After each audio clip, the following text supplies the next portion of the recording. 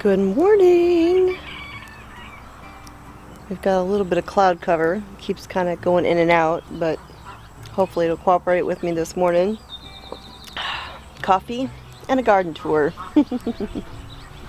So it is early Saturday morning. I just got done doing all of the chores and I'm going to film my garden tour. I usually do it on Fridays and I tried to do it last night, but it was really gusty with wind and it was just not working. The microphone, even though I have a cover on my microphone, if it's too windy, it'll still cut out. And so I went through and did all that and started to edit this morning, and I was like, well, that ain't gonna work. So let me set this down for a minute and let's go on a walk through the garden. Okay, right off the bat, you cannot miss them. We've got some blue beauties that are ripening right there. My purple basil is just doing fantastic. Now I've actually had several people ask me about this purple basil. Let me move down here where it's a little shaded.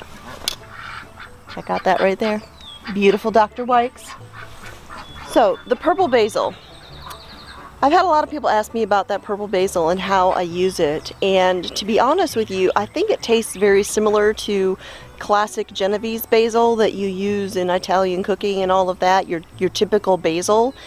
I think the flavor is a little more mild. It's not as strong as Genovese basil, but honestly, I just use it like regular basil. I dry it and use it throughout the year, and I use it interchangeably with the Genovese. Now if I do use the purple, I might add a little bit more because like I said, I don't think it's as strong in flavor, but to me it tastes close enough that you can't really tell in cooking.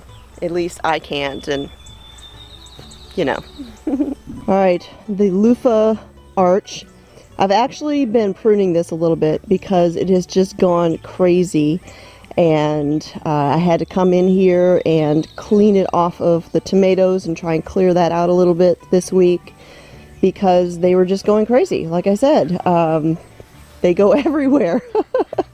This is one of the things I'll do differently next year. I might do loofah again. I'll probably do loofah again. I mean, just for the pure beauty of the arch, and it gives the ducks some shade. Most certainly, they're down under here all day, midday.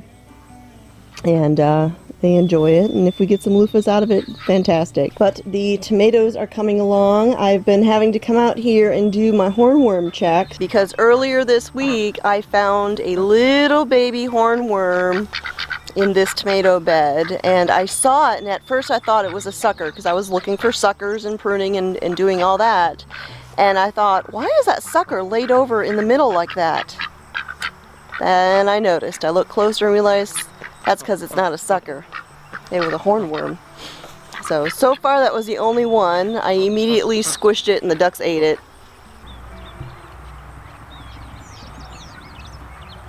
Hi guys. These guys also absolutely love the loofah leaves.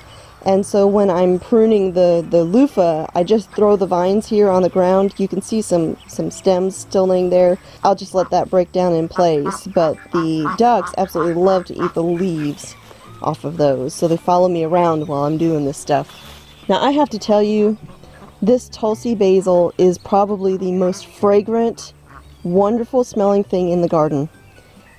It just smells fantastic, and when you water it, the fragrance is just even more powerful. Oh, I just love it. I mean, the bees love it. I think it's pretty. It's also medicinal. It's very good for respiratory health, good for when you got the colds and flu and all that, and it makes a great tea for that. I got that one teddy bear sunflower in there, which I don't know. The paperwork said it only gets about 18 inches to 2 feet tall, but that's a lot more than 2 feet tall. It is forming a head though, so we'll have a sunflower soon. The Mazurkia zinnias are still blooming, still doing lovely. Although they are now suffering from a little bit of a problem, and that is Japanese beetles right here. Every day I'm coming out here and I'm finding a couple Japanese beetles, and I'm having to pluck them off and toss them into the water. They really like to hide. Oh.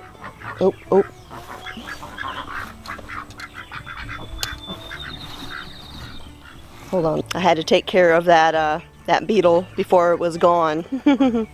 Alright, back to the tour. So as I was saying, every day I'm having to come out here and pluck Japanese beetles off of my zinnias and off of my roselles right here. This hibiscus roselle. The Japanese beetles really like them, and they like to get down into the petals of the zinnias and kind of hide in there. So I'm having to come out here and do the deed. They've got some more blossoms there on the roselle. Those will be popping open anytime. The pineapple sage, for the time being, it's just greenery, but late this summer, beginning of autumn, this will have beautiful scarlet flowers on it. My lovely queen lime zinnias. These things are so pretty. Rainbow sherbet. Rainbow sherbet is what they should be called. I will definitely be planting some more of these next year. These are the queen lime red is the variety they are, but I might do some more of the queen limes. So pretty. Now these cosmos are starting to die off. You know, it could be that I've started them so early that they've reached the end of their cycle. At this point, there's not very many new heads on here, and I may come in here and trim back a lot of this. This is the cucumber jungle, this bed. Look at this. Heavens to Betsy.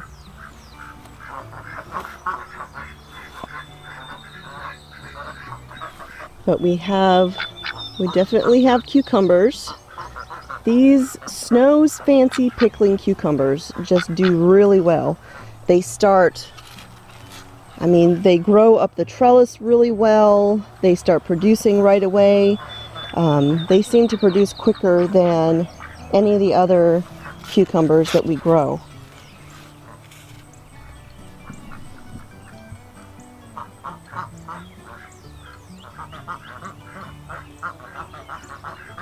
The ANC cucumbers, ANC pickling cucumbers, those are starting to climb now, and we're starting to see itty bitty baby cucumbers pop up on those. I just have to show you these beautiful loofah blossoms. Aren't those pretty? I am a little concerned though, because I'm seeing all these beautiful blossoms and I'm seeing the bees getting in there and doing their thing, but so far the blossoms just seem to keep falling off. So I'm a little concerned that I may not get any actual loofahs. I'm keeping my fingers crossed though. Gotta grab my coffee. Look how big that butterfly bush is back there. I can't believe I chopped that thing down to stumps earlier this year, and how quickly it's grown back. Well, now I know. Now I know. That's how you maintain those things. Gorgeous echinacea flowers, purple cone flowers. These are also medicinal. Good for your immune system, great for allergy season, all that good stuff. So this minstrel begonia that I have here on the porch is absolutely beautiful. I love it. I love the little leaves that look like wings. I love the color, the flowers. The only thing that I don't love about these is how messy it is. There is constantly blossoms falling off, and I have to sweep this porch off a couple times a day, which is why I have a broom sitting right out here. Because while these are gorgeous, I mean, just look at these. Look at how pretty. I love these little angel wings. But they sure are messy. And that is why I have rabbit fencing around my garden. There's a whole bunch more of them down around the corner as well. So that is why we have the rabbit fencing. That's why I put rabbit fencing all the way around the garden. And you know, I didn't just attach the fencing to the garden fence. I laid it out and bent it so that it has like a skirt at the bottom, so that there wouldn't be any possibility of a space or any way for the rabbits to dig underneath. And so far it's been working. We have not had any rabbits get into our garden, even though I do have one vulnerability, and that is the gate. I bought what do you call them, pavers to put underneath the gate so that there wouldn't be any way to dig right there either, and they're still sitting in a stack next to my truck. I just haven't gotten around to putting them out here. I probably need to do that this weekend, tomorrow. But so far, nothing's gotten into the garden. And usually the first evidence of the rabbits getting in there is the sweet potatoes, because they love to eat sweet potatoes. But good so far. So I absolutely love these cut and come again zinnias. They are so colorful, and they are Mr. Smith's favorite. They're not my favorite, I can't say. I do love them, but I think I like the mazurkias and the queen limes a little bit better. Though I do love the variation in color with all of these. They are fun. Okay, so back over there we have the very sad but trying Dr. Wykes in the in-ground bed. Yeah, I keep saying it and I mean it. We will be building more raised beds. The Mongolian giant sunflowers, there's a couple of them now that are taller than me. They are still not forming heads. It's only leaves up there in the middle, and I think these are going to get really, really tall. I'm excited because I don't think I've ever grown this particular variety before. I have grown some big sunflowers, but not these, and these can get up to 10 to 12 feet tall if they do really, really well, so that's exciting. My candy stripe cosmos over here, I'm beginning to see some blossoms forming, little buds. So we'll have some cosmos here before too long. These Amish paste tomatoes are just not doing well at all. They're really, really struggling. I mean, they are putting out fruit, but most of the fruit is not doing great. We're getting a lot of cracking, and so when they end up looking like that, they go to the chickens, because I just don't know that they're going to be salvageable. My salvaged zucchini has blossomed, and so I'm very excited about that. Honestly, I'm tempted to even start more zucchini here before too long, because you guys, I made a zucchini recipe yesterday that I think is my favorite zucchini recipe so far. It was delicious. I mean, not only did we eat it all, but we were like standing there getting the little scraps off of the pan, Mr. Smith and I, because it was that good. Oh, I will be sharing that recipe this week on the blog coming up, and yeah, I'll be making it again too, because it was so good. So I definitely need more zucchini in my life. These vernissage tomatoes. You guys, I am so impressed with this variety.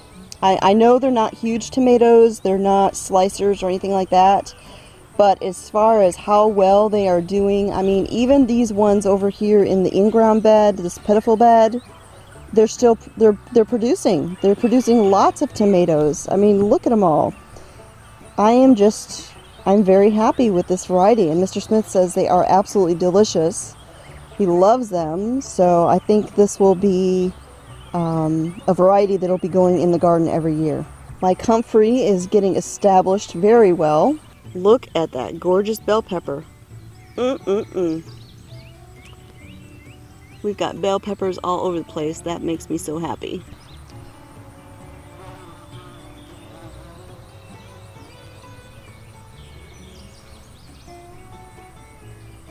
Oh, these beans, you guys.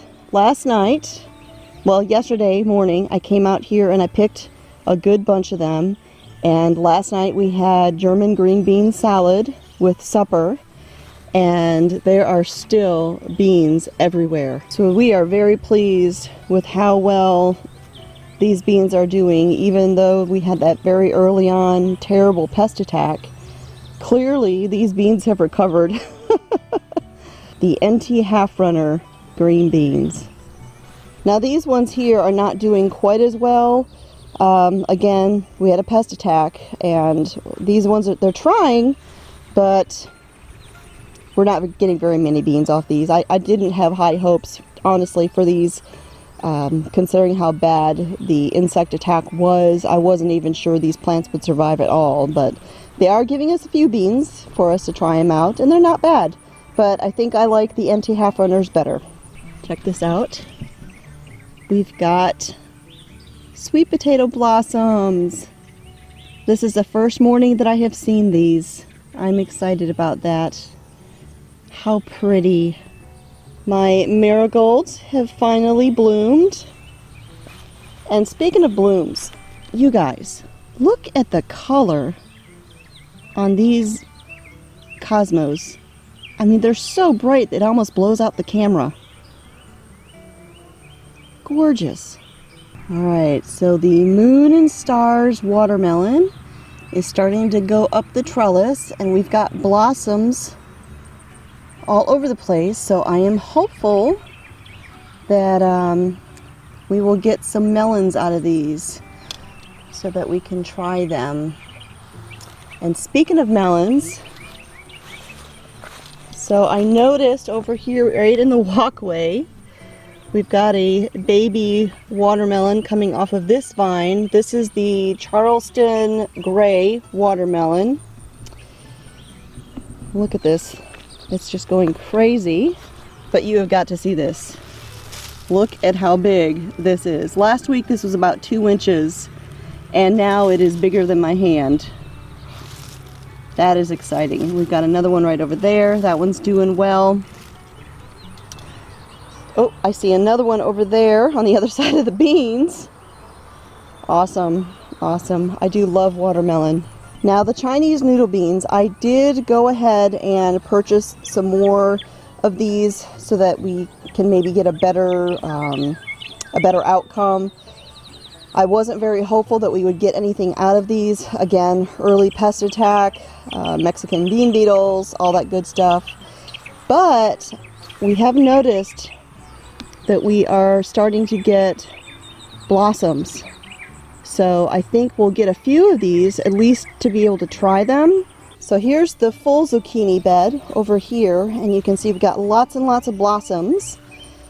And as of yesterday, I couldn't find any zucchini growing, just some blossoms. But this morning, check this out. There's a zucchini. Yum, yum, yum. I don't see any more yet, just blossoms. But these zucchini plants are doing pretty good. I do have to be extremely diligent about the zucchini and the squash plants and all of that with the squash bugs, because they are relentless. I mean, really, all of the insects have been relentless this year.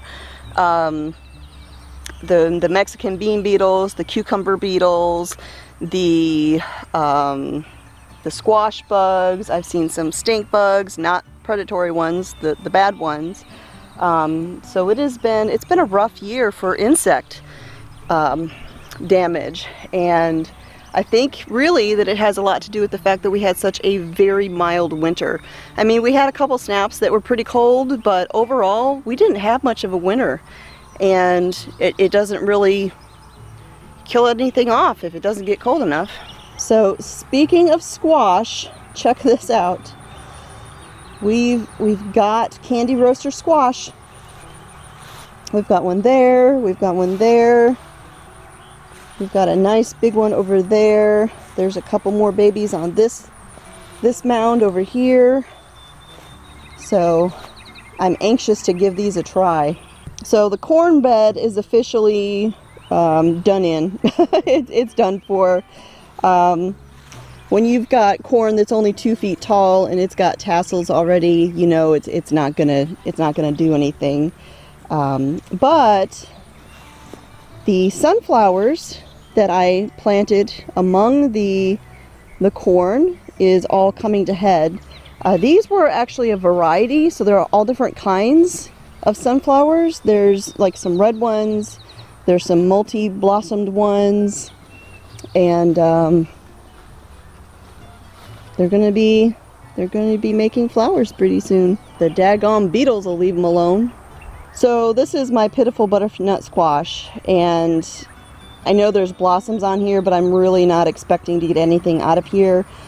I plant this in between the corn so that it has shade, and because the corn wasn't able to really do anything this year, or this season anyways, these have just been cooking in the heat. And I just ordered some shade cloth last night, but really I plan on using that for the tomatoes, because the tomatoes, while they are making more blossoms, the blossoms are just drying up and falling off. And I know they're being pollinated because I'm hand pollinating the blossoms to make sure that they're getting what they need.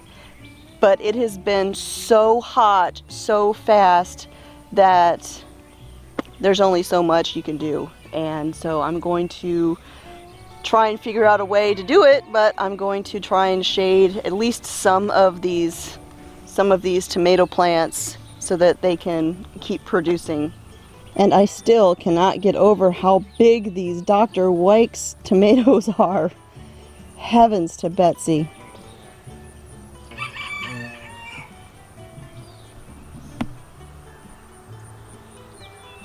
And the peppers. So I've actually had a couple things wrong about some of the peppers that I have grown this year. First of all, the Sugar Rush peach peppers, I keep calling them habaneros. I thought they were habaneros. They're not habaneros. They are a sweet hot pepper. So yes, they're just not habaneros. And I was wondering why they looked the way they did, because habaneros are kind of short and squatty and all of that, and these were not. These were long, almost like a Cuban L. And so yeah, I had to go back and look it up. Not a habanero, but still a hot pepper, but a sweet heat, it says. And the other thing is the lipstick peppers. Those were freebies from Baker Creek, and I thought they were a hot pepper. No, they're not. It actually says that they're some of the sweetest peppers that they have. So, my mistake. But that's okay. We'll let them ripen, and now I know I can definitely use those. And as far as the hot peppers, we are going to be doing a lot of dehydrating, a lot of making our own seasonings, and I'm going to be pickling some. Yeah, so we've got plans for a lot of these. So this week, our very first Tabasco peppers have started making an appearance.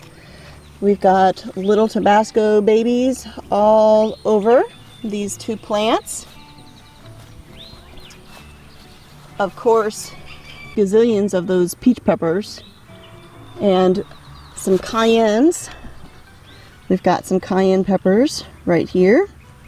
This one plant is producing, but that one pitiful one back there, it actually made, I think I see 2 peppers on there, which is 2 more than I expected to get from that plant. My jalapenos, oh my word, you guys, that's speaking of recipes. Tomorrow I have a new recipe that'll be going up on the blog, and if you watched my, I think it was my Friday video, I made this jalapeno popper type recipe that was just astounding, and I need to make more of that. I need more of those peppers in my life, which means I need to grow more jalapenos. But these right here, these Chinese 5-color peppers are definitely the showstopper. I mean, look how pretty and how prolific. We've probably easily got a couple hundred peppers on these plants. And last night I actually looked it up to see how hot exactly these things are, and they are comparable to a cayenne pepper. And so these are some that we will be dehydrating and grinding up to make like chili powder and things like that. Alright, you guys, I'm going to head into the house and edit this video so I can get it uploaded. And still loving this. It's Texas lilac is what that's called. So heat tolerant, just no fragrance. Reminds me a lot of a butterfly bush. But it is heating up, so I'm going to head in the house and get another cup of coffee. Thanks for walking through the garden with me today, you guys. I'll talk to y'all next time.